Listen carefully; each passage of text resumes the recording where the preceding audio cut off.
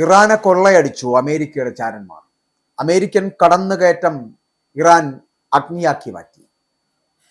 ഇവിടെ ഇറാന്റെ ആസ്തികളിൽ കണ്ണുവെച്ചുകൊണ്ട് America Gulf സഖ്യകക്ഷികളെ കൂട്ടുപിടിച്ച് മുന്നോട്ട് പോകുമ്പോൾ വിദേശ ബാങ്കുകളിലും അന്താരാഷ്ട്ര ധനകാര്യ സ്ഥാപനങ്ങളിലും സൂക്ഷിച്ചിരിക്കുന്ന ഇറാന്റെ നിയമപരമായിട്ടുള്ള ഫണ്ടുകളെ ലക്ഷ്യം വെച്ചുള്ള അമേരിക്കയുടെ നീക്കം അത് ഇറാൻ തകർക്കുക തന്നെ ചെയ്യുമെന്നുള്ള കാര്യത്തിൽ തർക്കമില്ല.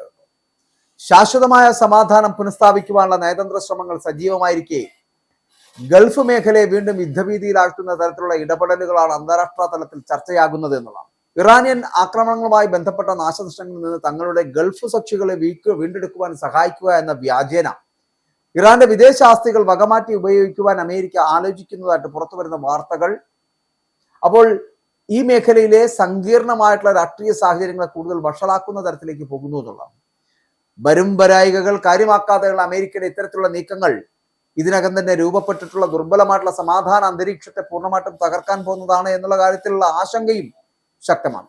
ഭാവിയിൽ ഉണ്ടാകാനിടയുള്ള നാശനഷ്ടങ്ങളുടെ പുനർനിർമ്മാണത്തിനും അറ്റകുറ്റപ്പണികൾക്കും മാത്രമല്ല പങ്കാളികൾക്ക് ഇതിനകം ഉണ്ടായിട്ടുള്ള നാശനഷ്ടങ്ങൾക്ക് നഷ്ടപരിഹാരം നൽകുവാനും ഈ ആസ്തികൾ ഉപയോഗിക്കുവാൻ അമേരിക്കൻ ട്രഷറിക്ക് അനുവാദം നൽകുന്നതാണ് പുതിയ നിർദ്ദേശം.